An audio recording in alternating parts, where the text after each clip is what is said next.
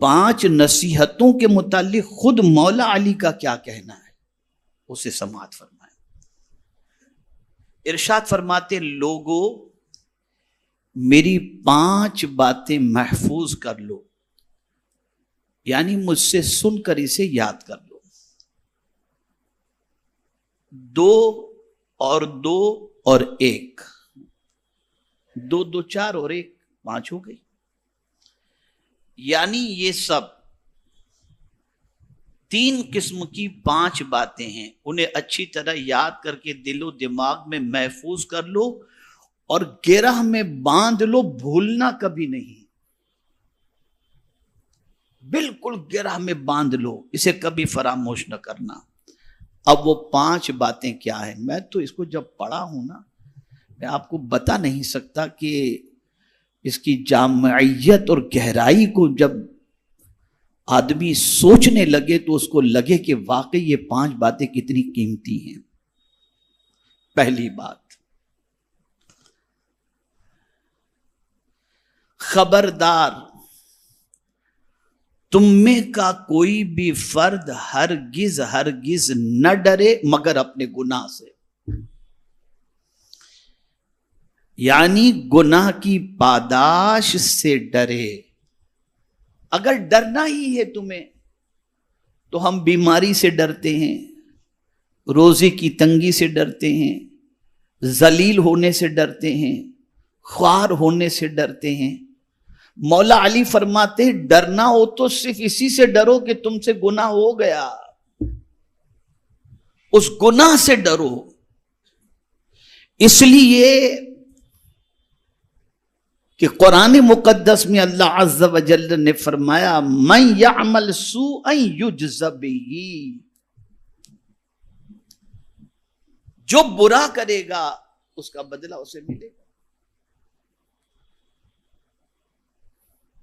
اور ظاہر سی بات ہے کسی چھوٹے کی بات نہ ماننا اس پر اتنی بڑی سزا نہیں ہوتی۔ اس کو میں اگزامپل کے ذریعے، اللہ کی ذات ساری تمثیل سے پاک ہے لیکن مثال کے ذریعے سمجھاؤں۔ آپ نے اپنے بڑے بھائی کی بات نہیں مانی تو اس کی سزا لمیٹڈ ہوگی، لیکن باپ کی بات نہیں مانی تو پھر وہ سزا بدل جائے گی۔ تو مولا علی کرم اللہ تعالی وجہہ الکریم کا بتانا مقصد یہ ہے کہ تم نے اللہ کی بات نہ مان کر، اس کے رسول کی بات نہ مان کر تم نے گناہ کر لیا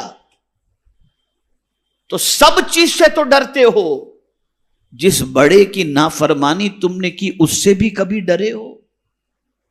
ڈرنا ہے تو اس سے ڈرو کہ مجھ سے یہ گناہ کیسے ہو گیا، میں نے اپنے رب کی نافرمانی کیسے کر لی۔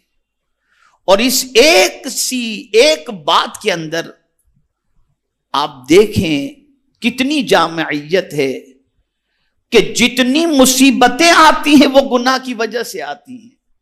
قرآن کہتا ہے ما اصابک من مصیبت فبما کسبت ایدیکم ویعفو عن کثیر، جو مصیبتیں تمہیں پہنچتی ہیں وہ تمہارے ہاتھوں کی کمائی ہے۔ ارے بہت سارے گناہ تو مولا یوں ہی معاف کر دیتا ہے، لیکن ہم سب چیز سے ڈرتے ہیں، گناہ سے نہیں ڈرتے۔ اللہ والے گناہ کے تصور سے گھبرا جاتے۔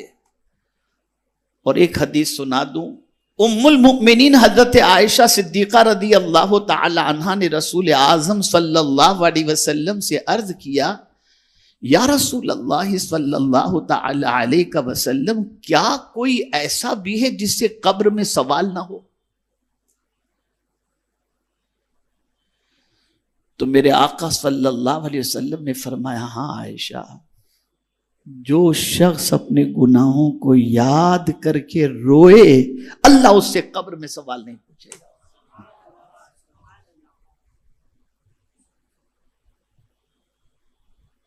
سب سے بڑی مصیبت گناہ ہے، اور جسے آج کے دور میں انسان مصیبت سمجھتا ہی نہیں ہے بلکہ گناہ میں ہی راحت تلاش کرتا ہے، جو سب سے بڑی مصیبت ہے، بلکہ مصیبت کی جڑ یہی ہے۔ تو مولا علی کرم اللہ تعالی وجہہ الکریم فرماتے ڈرنا ہے گناہ سے ڈرو، اگر ہو گیا تو معافی مانگو، معافی مانگو، توبہ کرو اللہ کی بارگاہ کے اندر، اور یہ سوچو کہ کہیں اس گناہ کے انجام میں اور سزا کے اندر کسی بڑی مصیبت میں ہم گرفتار نہ ہو جائیں۔ اسی لیے فرمایا کہ جلدی، اگر حضور نے فرمایا کہ کسی چیز میں جلدی کرو تو حضور نے فرمایا توبہ کرنے میں جلدی کرو، عجلوا توبہ، توبہ کرنے میں جلدی کرو، اس میں تاخیر مت کرو، اور اسی میں آدمی تاخیر کرتا ہے۔ تو پہلی بات مولا علی نے کتنی پیاری فرمائی، یعنی وضاحت میں تو دیکھتا ہوں تو عقل دنگ، کوئی فرد ہرگز ہرگز نہ ڈرے، کیا فرمایا بولیے، ہرگز ہرگز نہ ڈرے مگر گناہ سے، پتہ چلا تم کسی اور چیز سے ڈرو ہی مت، ڈرنا ہے تو گناہ سے ڈرو، اس لیے کہ اگر تم گناہ سے ڈر گئے اور گناہ سے رک گئے تو تمہارے سارے کام اللہ خود بخود بنا دے گا۔ اب اسی پر میں اگر گفتگو کرنا چاہوں تو بڑی لمبی گفتگو ہو سکتی ہے۔ جو گناہ سے ڈرا، نیکی پر ایک جنت، گناہ سے ڈرنے پر 2 جنت۔ وَلِمَنْ خَافَ مَقَامَ رَبِّهِ جَنَّتَانِ، یہ قرآن کہہ رہا ہے، اور ڈر گیا گناہ سے، رک گیا گناہ سے، تو قرآن کہتا ہے وَمَن يَتَّقِ اللَّهَ يَجْعَل لَّهُ مِنْ أَمْرِهِ يُسْرًا، تمہارا کوئی کام کوئی بگاڑ سکتا ہی نہیں، جو اللہ سے ڈرا اللہ اس کے سارے کام کو آسان کر دیتا ہے، آسان کر دیتا ہے۔ تو پہلی بات جلدی جلدی میں سمجھا دوں، یہ آپ نے سمجھ لیا، ڈرنا ہے تو کس سے؟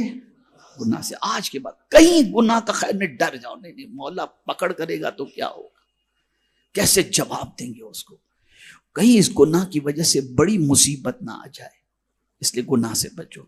اور یہ بھی بتا دوں کسی چھوٹے گناہ کو چھوٹا سمجھ کے کرنا بھی نہیں، ارے یہ تو چھوٹا گناہ ہے، نہیں، کسی بستی کو آگ لگانے کے لیے چھوٹی سی چنگاری کافی ہو جاتی ہے۔ بڑی بڑی بلڈنگوں کو ہم نے جلتے ہوئے دیکھا ہے، ایک چھوٹے سے شارٹ سرکٹ کی وجہ سے بلڈنگ جل گئی، ہوتا ہے نا۔ اس لیے چھوٹے سے گناہ کی وجہ سے بھی جہنم کا ایندھن انسان بن سکتا ہے۔ دوسری بات، بہت پتے کی بات ہے، دوسری بڑی پتے کی بات ہے، فرماتے ہیں امید نہ رکھے مگر اپنے رب سے، امید نہ رکھے مگر اپنے رب سے، یعنی نفع پہنچانے ضرر سے بچانے کی امید اللہ ہی سے رکھو، اور سب سے مایوس ہو جاؤ، سب سے مایوس ہو جاؤ، بس اسی سے امید رکھو۔ اور خدا کی قسم وہی ذات ایسی ہے کہ جب اس سے کوئی امید رکھتا ہے نا تو اس امید کو وہ ٹھیس نہیں پہنچاتا، اس بندے کی امید کو پوری کر دیتا ہے۔ اس لیے کہ ہر بندہ محتاج ہے، خدا مختار ہے، قادر مطلق ہے، اور وہ اپنے بندے سے سلوک اسی اعتبار سے کرتا ہے جس طریقے کی بندہ اس سے امید رکھتا ہے۔ آپ اچھی، حضور فرماتے ہیں اللہ سے اچھی امید رکھو، جیسی امید رکھو گے ویسا وہ کرے گا، جیسی امید رکھو گے۔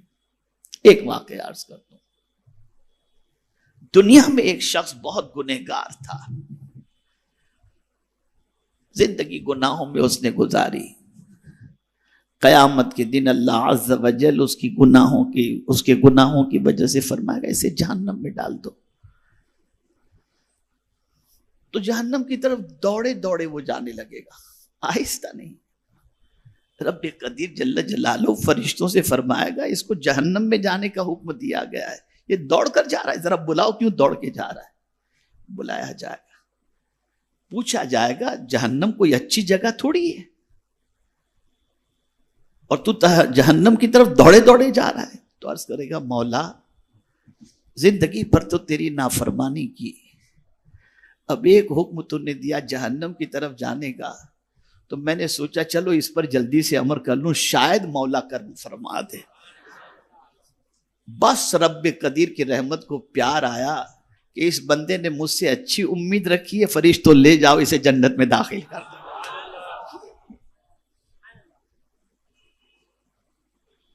اس سے اچھی امید رکھو۔ اور امید، حضور مفتی اعظم ہند علیہ رحمہ کہتے ہیں لا مطلوب الا اللہ، لا مقصود الا اللہ، لا معبود الا اللہ۔ یہ ہے،